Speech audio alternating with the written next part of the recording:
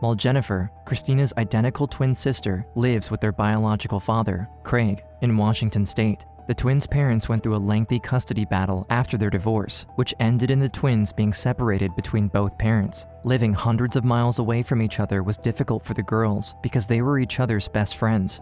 I missed her a lot. I missed Jen a whole lot. We were built-in friends with each other. I would not know how to be a regular sibling. You know, it's always been nice to have someone that knows exactly what I'm going through. It was definitely hard not to have my other half. It's July 1996. After 3 years of living apart, the twins have finally planned a summer trip together, reuniting at their grandparents' house in California. They're really excited because it's the first time they have seen each other in over 2 years. My sister and I never skipped a beat. Laughing so hard that we were crying, and I just couldn't believe that we were actually back together again. However, things take a turn for the worse when Jennifer tries to call their father, Craig, to let him know they've arrived safely. But no one is picking up the phone. They keep trying to call, but still, no answer. After 2 days of not talking, the twins received the news that their father has been found dead in his home, leaving behind a handwritten letter. He had been quietly struggling for years, leaving his daughters asking themselves why he would do this. I felt like I died that day. The twins are in a state of shock. What was supposed to be only a 2-week reunion turned into Jennifer suddenly moving in with Kristina, Celeste, and their new stepdad, Stephen Beard, in Austin, Texas. At first, she had a hard time adjusting to the change, but when she met Steve Beard, her new stepdad, he was surprisingly very welcoming and loving, showing a lot of attention to his new stepdaughter. When I first met Steve, he was just so sweet, which was a relief, you know, because he was technically my stepdad. On Sundays, it was really special because Steve and I would always go to breakfast together. I was very grateful to have his relationship. After years of living together, the new blended family, from the outside, appears to be living a happy life. The sisters have just started their senior year of high school, and they for once have a stable father figure. Stephen even formally adopted the twins, giving them each a special family ring. He had always wore his. He just gave it to us after he adopted us, and we thought it was the coolest thing. I mean, I was definitely moved that he had this special ring made, and I mean, just the adoption alone, you know, I felt pretty connected to him. But everything changes on October 2nd, 1999, at 2:30 a.m. Jennifer is staying with her boyfriend, while back at Stephen's house, Kristina is asleep like any other night, when all of a sudden, Kristina's bedroom door swings open. The lights turn on, and my mom is running through the door saying, "Someone's at the door." And I'm like, what is going on here? I jump out of bed because she's in a panic, and I'm on my way to that front door when I see these white flashing lights. Kristina is in a state of shock, not knowing who is outside or what they want, so she runs to the phone and calls 911 in a panic. The girl tells them that there is someone banging on their front door, and sirens are blaring outside. With lights flashing all around their home, the 911 operator tells Kristina that the people outside are the police. Moments earlier, the dispatchers received this 911 call from someone else inside the house. What is going on there? I'm in bed. How did I'm in awful pain. Okay, are you there by yourself? My wife is somewhere in the house. I can't find her. Kristina rushes to the front door to let the police inside. Open the front door, and it's cops, and they're like, "Is your dad home?" And I said, "Yeah, he's upstairs." Kristina hurries to her stepfather's bedroom with the police as her mother frantically runs behind them. The paramedics, they were already working on Steve by the time myself and the police officer got into the room. This was a man who needed immediate medical attention, and they needed to act quickly if he was going to survive. The paramedics try to stabilize Steve, but he's losing a lot of blood. While they scramble to transport him to the hospital as quickly as possible, one of the police officers makes a shocking discovery: a shotgun shell on the ground next to his bed. I'm like, "What? Are you telling me he was shot?" And they said, "Yes," and I just couldn't believe it. Kristina calls her sister and tells her what is happening as Steve is airlifted to the nearest hospital. Just couldn't believe what he just said. I'm panicked. I'm definitely panicked. Back at the Beard household, the crime scene is blocked off as investigators conduct their initial walkthrough. It seems like someone went through a side door, which was left unlocked, and went up to Steve's bedroom to fatally shoot him. But before they can start investigating their theory, They need to take DNA swabs of everything, including all family members who could have been in the house at the time of the crime: Kristina, Jennifer, and their mom, Celeste. So at that point, I'm shocked that first off, Steve had been shot, but I wouldn't have even thought who could have done it. I was wondering if it was burglar or random, but as soon as we walked out of the house, Celeste whispers to me, "If the police ask you who might have done this, don't mention Tracy's name." Why would Celeste say don't mention Tracy's name? Tracy Tarleton. 6 months before the night of the attack, Celeste met 45-year-old Tracy. She was the manager of a local bookstore in Austin and had recently become close friends with Celeste. She would often get invited by the twins' mom for dinner and birthday parties, and even attended their high school graduation. They had this weird friendship. I just remember thinking that this lady wants more from our mom than just a platonic relationship. The twins are on their way to the hospital as they try to understand what's happening. They are confused because they were told by their mother not to mention Tracy, but that only raises suspicions in their mind. I was thinking maybe she's protecting Tracy because she thought it was Tracy. After getting to the hospital and talking to the detectives, they asked me, who do I believe shot my father? And I said, my mom doesn't want me to mention this, but I'm not supposed to say Tracy Tarleton. Tracy Tarleton is investigated, and her closeness to the Beard family makes her the prime suspect. But something is off. Without any clear motive, detectives have suspicions that someone else is involved. There was no reason for Tracy to do this completely on her own. Police quickly obtain a search warrant for Tracy Tarleton's house based on compelling evidence: a 20-gauge shotgun shell and the very bullet that had wounded Stephen Beard. They then proceeded to Tracy Tarleton's home and knock on her front door. Miss Tarleton was asked if she owned a shotgun. She said yes. I asked if I could see it. She thought for a few minutes and she said, okay, you can see it. She gave us a Franchi 20-gauge shotgun. Had her name inscribed on the weapon itself. Law enforcement take possession of the shotgun, bringing it in for further analysis. Days go by, and everyone is left waiting for news from the investigators, until finally, the detectives have the results. And that shotgun turns out to be the shotgun from which the bullet that injured Mr. Beard was fired from. October 8th, 1999, 5 days after the shooting of Stephen Beard, Tracy Tarleton is arrested and charged with attempted murder. But investigators are not satisfied. Tracy is refusing to talk about why she did this, and they know there's more to this story than they have so far. Detectives continue to ask questions because they believe Tracy did not act alone, and there might be someone else responsible who currently walks free, but she remains completely silent. Meanwhile, Stephen is in the hospital, and after a painful few months of fighting with the twins by his side, Steve passes away from his injuries related to the shooting. We loved Steve. He never wanted us to worry about anything. He just wanted us to be loved and enjoy our lives. Coming from Washington State, losing my father, he filled that role for me that I'll never forget. As the sisters try to cope with their father's death, they are only left with pain and more questions than ever. Why would someone want to hurt him? Their mother Celeste tries to be there for them and goes with the girls to prepare for the funeral and buy a casket for him, but the twins never expected what would happen next. A lot of crying's going on. We just lost a loved one. And while we were there, she purchased 2 pink caskets for Jen and I. And she's like, I'm gonna get these for you guys. The confusing part to me was Celeste suggesting that 18-year-olds needed to pick out a casket.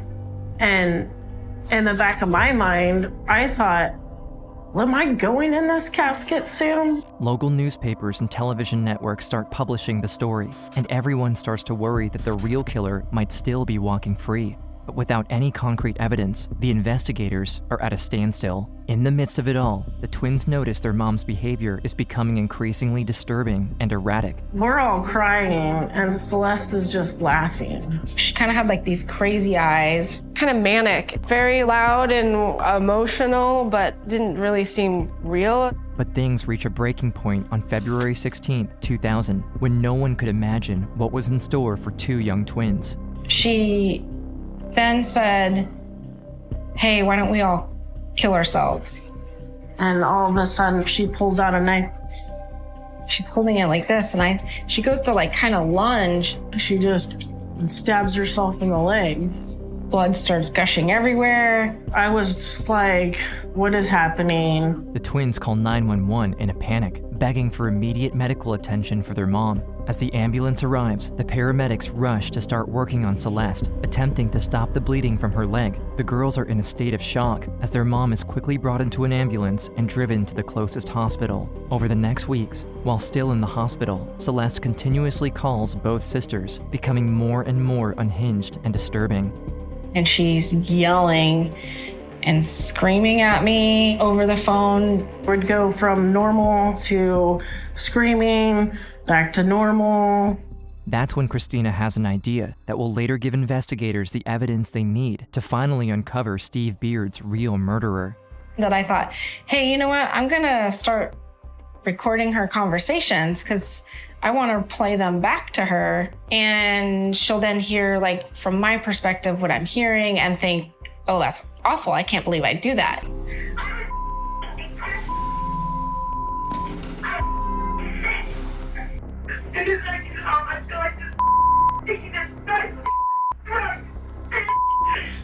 And you will be sorry. But then, just as Kristina is about to stop recording, Celeste exposes a crucial piece of evidence that will change the investigation forever. She says, I hired somebody to kill Tracy. I froze. It made it all real, and it made it all unsafe. The twins are terrified, realizing that the pink coffins she bought, the recurring bizarre and violent outbursts, the suspicious death of their father, and now her murder plot for Tracy are all leading to one thing. They will be next on her list. Hearing that sealed it for me. Like, any sort of doubt that I ever had that Celeste was involved with our father's murder, I don't have anymore. And things get worse from here on. Their mom has been released from the hospital, and now the twins are in more danger than ever. At that moment, Jennifer and Kristina's last chance to survive is to go into hiding and make sure their mom can't find them. I cleared out my bank account for Kristina and I to go on the run and not have any trace. We stayed in motels. Everything we did with cash. Celeste was trying to find us every day, trying to find us. All I kept replaying in my head was we are in danger. It was definitely terrifying. Like, we're not coming home from this. As Celeste is on the hunt for her daughters, the twins, armed with the taped conversations of their mother's threats, go to the police to obtain a family violence protective order, which is granted. However, their suspicions of their mother's involvement in their stepdad's death can only be confirmed by one person, Tracy Tarleton. This whole entire time, Tracy was keeping her silence, that she acted in this alone. Tracy, who was in prison awaiting a trial for her role in Steve's murder, kept silent until March 2002, when she reads that the twins received a family violence protective order against their mother in the newspaper. In that moment, she breaks her silence and decides to cooperate with investigators, revealing to detectives the truth behind her motive, what investigators have been waiting to hear since the night of the murder, that she did not kill Steve on her own, but in fact, it was Celeste's plan all along. Now, with Tracy's crucial statement and the twins' incriminating audio recordings, investigators finally have enough evidence to arrest Celeste for capital murder on March 28, 2002. However, just because Celeste is arrested doesn't mean a jury will find her guilty. I felt like if she doesn't go to jail, I was going to be living underground forever. And I wasn't going to feel safe until she was in jail. With her on the street, nobody's safe. The twins begin to work with prosecutors, lawyers, and Tracy Tarleton, the woman who pulled the trigger, to take down their mother and ensure she never gets out of prison. February 3rd, 2003, the trial begins of Celeste Beard. In front of their own mother, the sisters need to take the stand. I felt like I don't want to be in the same room with her. I was afraid, oh my gosh, how do I stay strong enough to not waver? Worst thing I've ever had to do in my life is see Celeste staring back at me when I had to sit on the stand and testify to everything that I knew she did. I was conflicted because she's my mom, but I just wanted to make sure that Steve got justice. The twins describe that throughout all their lives, their mom has had severe mental health problems, causing violent outbursts and an overall traumatizing childhood. Growing up, her emotions were all over the place. There was a lot of yelling and screaming and nasty phone calls. It seemed normal to us. Jennifer reveals that when Celeste married 69-year-old retired TV executive and multimillionaire Steve Beard, it wasn't out of love, but it was to gain access to his large inheritance. Did Kristina never talk to you about her feelings about Steve Beard? Well, she said that she married Steve for his money.